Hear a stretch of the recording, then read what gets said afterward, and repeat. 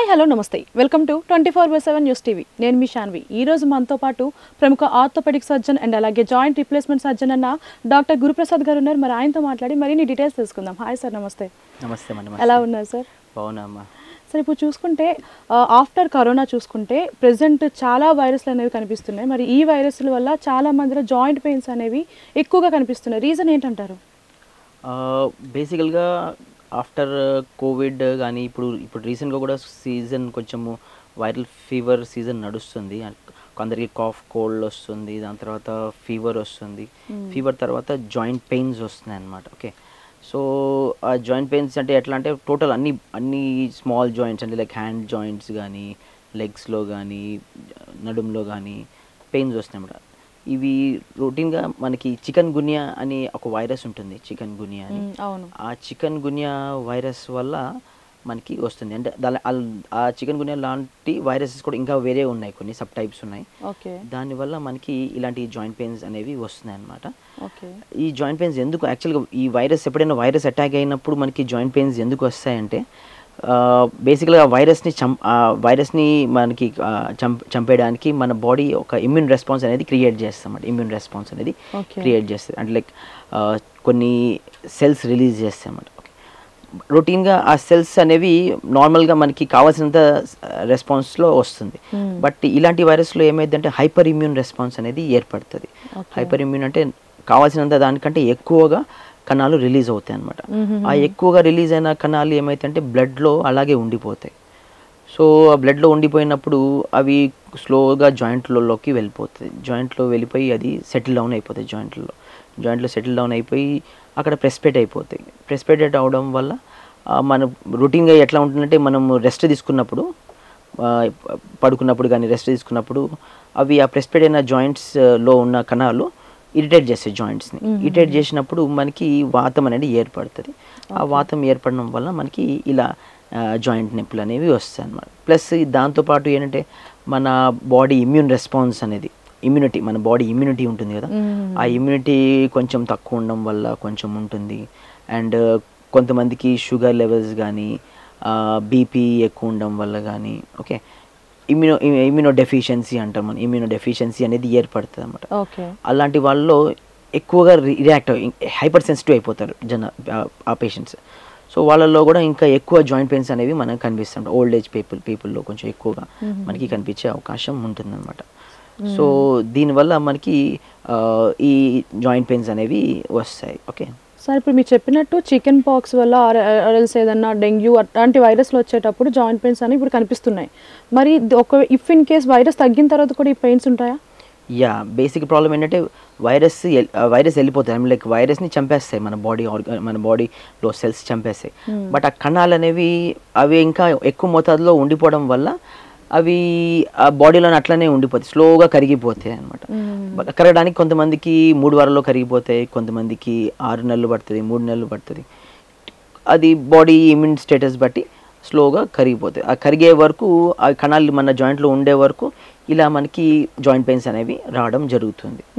But యూజువల్గా ఇవి self limiting అంటారు. అంటే లైక్ కొన్ని రోజులకి అదే స్లోగా కంట్రోల్ అయిపోవడం జరుగుతుంది.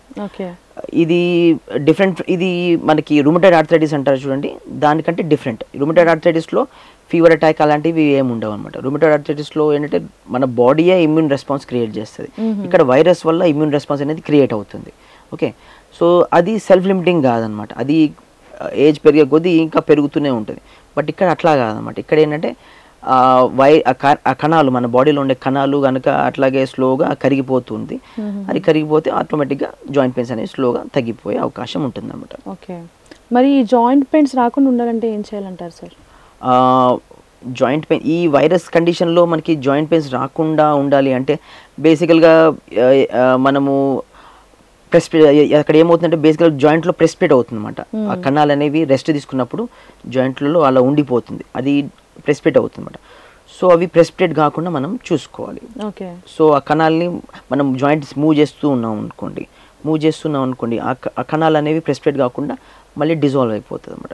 డిజాల్వ్ అయిపోతే మనకి పెయిన్స్ అనేవి తక్కువ ఉంటాయి. ఓకే, సో మెయిన్గా మూమెంట్స్ అనేవి చాలా ఇంపార్టెంట్. అలాంటి ఫీవర్ వచ్చినప్పుడు, జాయింట్ పెయిన్స్ ఉన్నప్పుడు మనము మన బాడీ మూమెంట్స్ అని చేసుకుంటూ అన్ని జాయింట్స్ మనం మూవ్ చేసుకుంటూ ఉన్నాం అనుకోండి రెగ్యులర్ మూవ్ బేసిస్లో, చేస్తూ ఉంటే సో ఆ జాయింట్ పెయిన్స్ అనేవి చాలా కంట్రోల్లోకి వస్తాయి అన్నమాట. ఓకే, ఇది డిఫరెంట్ ఫ్రమ్ మనకి రొటీన్గా వచ్చే పెయిన్స్ కంటే డిఫరెంట్ ఉంటుంది అన్నమాట. రొటీన్గా మనకి ఎట్లా ఉంటుందంటే రెస్ట్ తీసుకుంటే పెయిన్స్ తగ్గిపోతాయి, బట్ ఇక్కడ ఏంటంటే రెస్ట్ తీసుకుంటే పెయిన్స్ ఎక్కువ అవుతాయి, ఎందుకంటే ఆ కణాలు అనేవి ప్రెస్పిరేట్ అవుతున్నాయి, మన జాయింట్లలో ఉండిపోతున్నాయి అనమాట. సో అందుకే దాన్ని ఉండకుండా అది అక్కడ ప్రెస్పిరేట్ అవ్వకుండా మనం చూసుకోవాలి. సో దానికోసం మనం మూమెంట్స్ అనేవి చేయాలి, మన చలన అనేది ఉంచాలన్నమాట. జాయింట్స్లో మజిల్స్లో చలన ఉంచితే స్లోగా అది ఆటోమేటిక్గా కణాలు అనేవి డిసపియర్ అవుతాయి. అంటే మన బాడీలో ఉండే వైరస్తో ఇంటరాక్ట్ అయ్యి పెయిన్స్ అనేవి ఎక్కువ ఉండడం వల్ల రెస్ట్ తీసుకోవద్దు అంటారు. యా, అంటే రెస్ట్ తీసుకున్న తర్వాత కొంచెం మూమెంట్స్ అనేవి ఇస్తూ ఉండాలన్నమాట. ఓకే, మూమెంట్స్ ఇస్తూ ఉంటే ఈ ప్రాబ్లమ్స్ అనేవి చాలా మటుకు కంట్రోల్లోకి వస్తాయి అన్నమాట. ఓకే, మరి ఈ పెయిన్స్ ఇక్కడతో స్టాప్ అవుతాయి లేదంటే ఇన్ ఫ్యూచర్లో కూడా వచ్చే అవకాశం ఉంటుంది? అంటే వైరస్ వల్ల ఇంటరాక్ట్ అయ్యి వస్తుంది కాబట్టి ఇవి ఇన్ ఫ్యూచర్లో కూడా వచ్చే ఛాన్సెస్ ఉంటాయా ఇట్లా సివియర్గా? యూజువల్గా ఇది సెల్ఫ్ లిమిటింగ్ ఉంటుంది, లైక్ కొన్ని రోజులకి అదే తగ్గిపోయే అవకాశం ఉంటుంది. వెరీ రేర్గా ఒక 100 మందిలో ఒక 5 నుంచి 10 మందిలో అది కొన్ని రోజుల వరకు అది కొంచెం లైఫ్ లాంగ్గా ఉండే అవకాశం ఉంటుంది. బట్ ఆల్మోస్ట్ మ్యాక్సిమం పేషెంట్స్లో అది స్లోగా తగ్గిపోతుంది. కొంతమందికి 3 వారాల్లో తగ్గొచ్చు, కొంతమందికి 3 నెలల్లో, కొంతమందికి ఒక 1 year అట్లా పడవచ్చు. బట్ యూజువల్గా it is a self limiting problem అనమాట. ఓకే, మరి దీనివల్ల మెడిసిన్స్ యూస్ చేస్తే ఏమన్నా యూజ్ ఉంటుందంటారా? యా, ఏమవుతుందంటే ఇప్పుడు పేషెంట్కి సివియర్ పెయిన్స్ వస్తాయి అనమాట. ఇన్ఫ్లమేషన్ అనేది ఎక్కువ ఉండి చాలా సివియర్ పెయిన్స్ వస్తూ ఉంటాయి. సో ఫస్ట్ స్టార్టింగ్లో కొంచెము పెయిన్ మేనేజ్మెంట్ అవసరం పడుతుంది. సో పెయిన్ కిల్లర్స్ అనేవి యూజ్ చేయొచ్చు. యూజువల్గా పెయిన్ కిల్లర్స్ అనేవి చాలా హార్మ్ఫుల్ అని అంటారు, కానీ అది నాట్ మచ్ ఆఫ్, అంటే నో రీసెంట్ అడ్వాన్సెస్లో మనకి చాలా పెయిన్ మెడికేషన్స్ వచ్చాయి which are less harmful and they are less side effects. So అవి మనం యూజ్ చేయొచ్చు. ఓకే, దాంతోపాటు there are certain other medications like disease modifying drugs అంటారు, దాన్ని యాంటీ ఇన్ఫ్లమేటరీ మెడిసిన్స్ అంటారు. అవి కూడా ఇలాంటి కండిషన్స్లో బాగా మంచిగా పనిచేస్తాయి. So we can use those kind of medicines. ఇంకా ఐస్ ప్యాక్స్ అనేవి మన రొటీన్గా ఇంట్లో మనం చేసుకోవాల్సింది అంటే ఐస్ ప్యాక్స్ అనేవి యూజ్ చేయొచ్చు. ఐస్ ప్యాక్స్తో ఏమైందంటే వాతం అనేది తగ్గుతుంది. సో జాయింట్స్ ఎక్కడ జాయింట్లో పెయిన్స్ ఎక్కడ ఉన్నాయో ఆ ఏరియాలో మనం కనుక ఐస్ ప్యాక్స్ మనకు యూజ్ చేస్తున్నాం అనుకోండి, మనకి పెయిన్స్ అనేవి కంట్రోల్లోకి వస్తుంది అనమాట. ఐస్ ప్యాక్స్ అనేది ఓన్లీ కండరాలు కాకుండా జాయింట్స్ కూడా యూజ్ చేయొచ్చు అంటారు? ఎస్.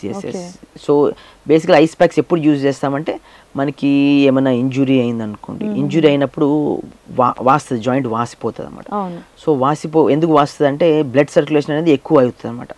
ఏరియాలో ఎప్పుడైనా ఇంజురీ కానీ ఇలా వాతం అనేది ఇలా జాయింట్ పెయిన్స్ వచ్చినప్పుడు బ్లడ్ సర్క్యులేషన్ అనేది ఎక్కువ అవుతుంది. సో బ్లడ్ సర్క్యులేషన్ వల్ల అక్కడ స్వెల్లింగ్ వచ్చేస్తుంది. సో మనము ఐస్ ప్యాక్ పెట్టామనుకోండి, ఆ బ్లడ్ సర్క్యులేషన్ అనేది కొంచెం స్లో డౌన్ అవుతుంది.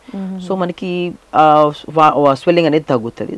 దాంతోపాటు పెయిన్ కూడా తగ్గుతుంది అన్నమాట. Because root cause is inflammation తగ్గితే ఆటోమేటిక్గా పెయిన్ అనేది తగ్గుతుంది అన్నమాట. అట్లా ఉంటుంది. Yeah sir, thank you sir. Thank you.